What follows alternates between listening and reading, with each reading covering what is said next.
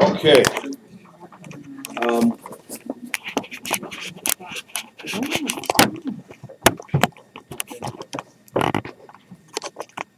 There's a lot of people who think that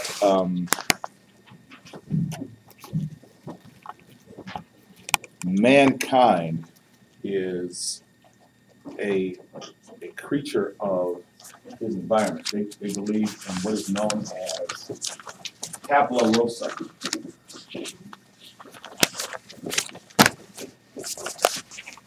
And that tabula rasa means blank slate.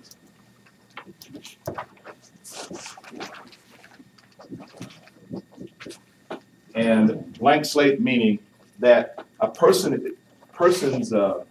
life and life motives and life goals are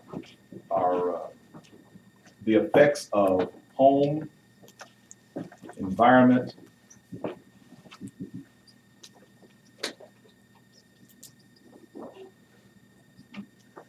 education,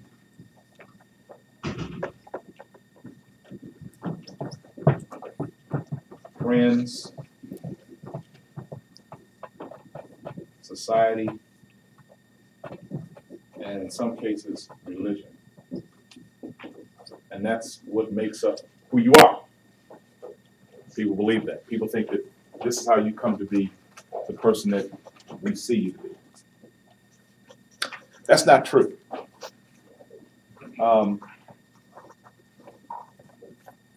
I was a sinner long before any of those things happened to me. We came here, David says it in Psalm 139, we came here with a sinful nature. Now, those things will play a part in who I become, and they will play a part in how I develop my societal view. But they are not to be blamed. I do not come here with a blank slate. That is not the motif that God brings into my life. Turn to 1 Corinthians chapter 6, and someone read verse 12.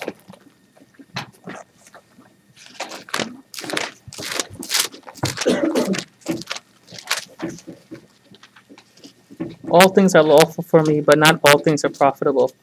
All things are lawful for me, but I will not be mastered by anything. Okay. King James says, I will not be brought under the power of any. Addictions happen when I yield my will to something that will enslave me. The enslavement principle is when a particular craving of my life and my heart is allowed free rein. Of every type of human endeavor, someone can be addicted to it. Some are more easily addicted than others. There are people who have a predisposition to alcohol. There are people who have a predisposition to sexual encounters. Same thing with gambling, so on and so forth. Now, I want to tell you this with as much impact as I can, that it's all spiritual. It's all spiritual. Every aspect of addiction is spiritual. Satan wants to enslave your soul.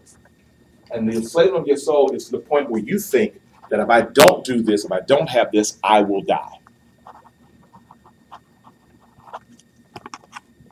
I was speaking once at a major university, I think it was Duke, and a guy got up and says, you know, I know what your problem is with pornography and sex. I said, explain. He says, sex is natural. God made us sexual beings. And all pornography is people watching what we do naturally. I said, well, there's holes in your argument. He said, why is that? Well, one, we're not sexual beings. If we were sexual beings, if we didn't have sex, we would die. Of course, the whole room laughed. I'll die if I don't have sex. And I'm telling you, I said, by the way you look, you should have died a long time ago. But the second thing is this. Pornography is not natural. It's not sex. Okay?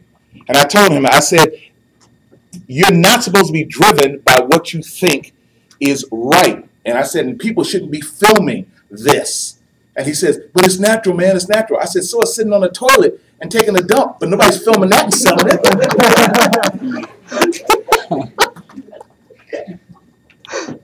There are things in your life that should be private. Should they be secret? No. But it should be private. Everybody knows what a man and woman does in their bedroom. That's private. But it shouldn't be secret. Secret is when it's in trouble. Secret means when you're doing something that's scary. But private, yes, of course. You're not inviting anybody in your world. That's not the point. The point is privacy, because it's intimacy.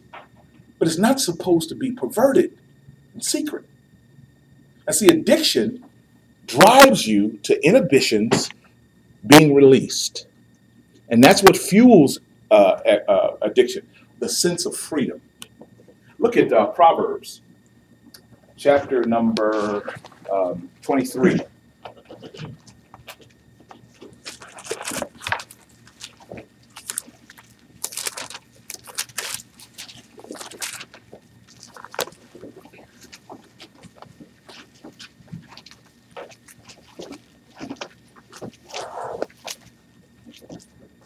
Look what it says in verse number 17.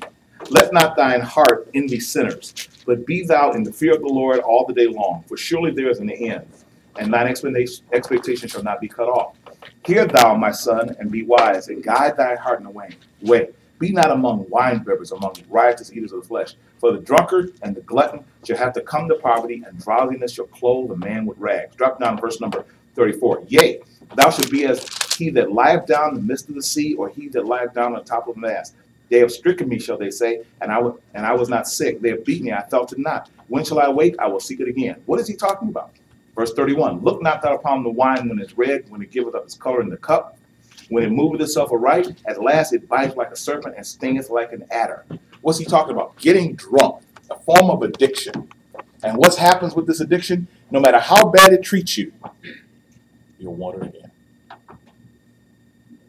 Same thing with heroin. No matter how bad it treats you, makes you lie in the gutter, makes you beg for money, makes you smell, doesn't matter. You'll want it again. Addiction takes away your control of making rational decisions. Addiction takes away your control of controlling your own body. It'll rob you of everything you have. Name some common addictions. Drugs. What's another one? What? Cigarettes. What else? Alcohol.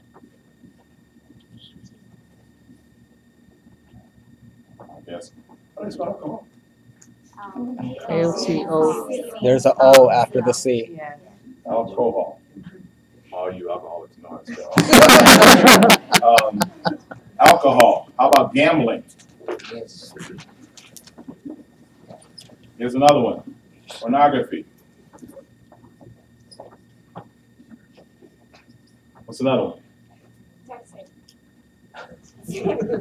Texting. Texting? Yes, so That's a good texting. one. Computer. Facebook. Yeah. Facebook. What else? TV.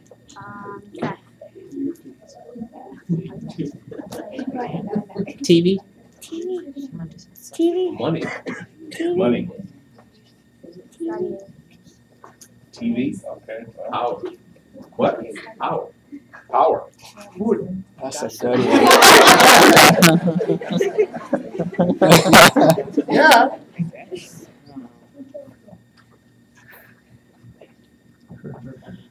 Now, let's look at the cycle.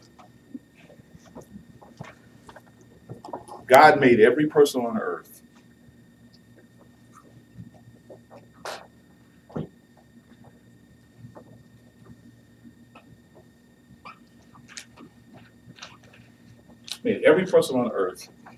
to only be fulfilled in him. This is, what does Pascal say? We each have a God-sized void that only God can fill. To the person who's an unbeliever, that God-sized void is an annoyance. And a God-sized void causes pain. Now, when you're in pain, what do you reach for? Chocolate. Painkiller.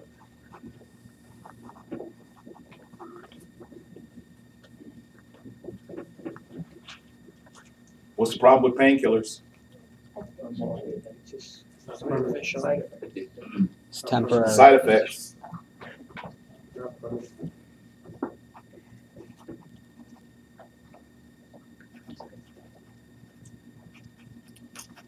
What do side effects cause? More problems. And what do problems cause? Pain. There's your cycle of addiction. It's caused right here. That's why I say it's all spiritual. It's all spiritual. And I want to show you some of the scripture, how the scripture deals with that. So let's give it context. I use this one all the time. Let's say a person their pain is low self-esteem.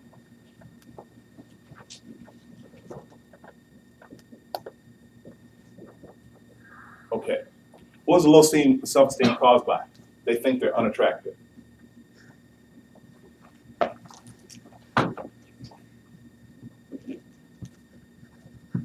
So what happens?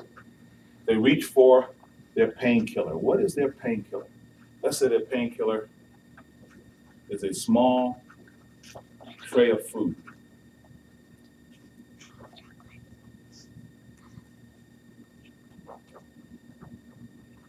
Now, food is not their problem. What is their problem? Right here. Starts right here. And really, this is not their problem. This is their problem. But they reach for the painkiller. What's the side effects of eating a lot of food? Become fat. Obese. Weight gain. What else besides weight gain?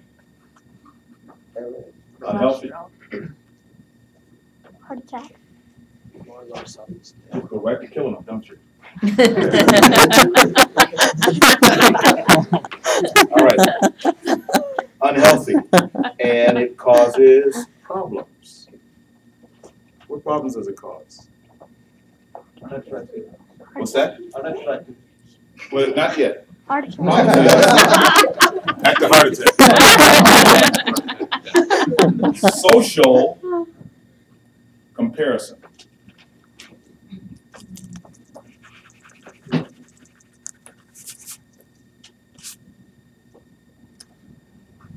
Social comparison then leads to low self-esteem because they think they're more unattractive.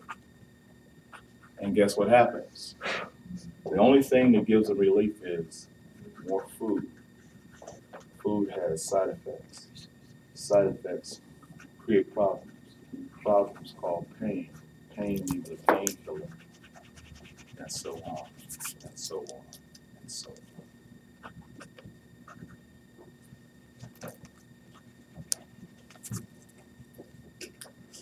Let's take this around over here.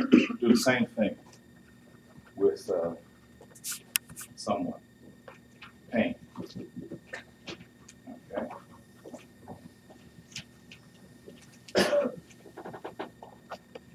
Let's say it's a young man.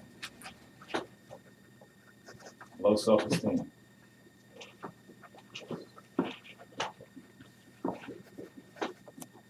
He asked the young lady he's attracted to out.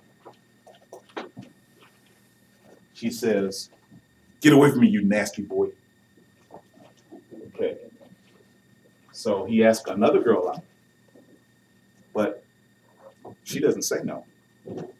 He doesn't even care her name. He's able to pick out her body type, her hair color, and everything she wants to do. Everything he wants to do, she wants to do. Her name is pornography.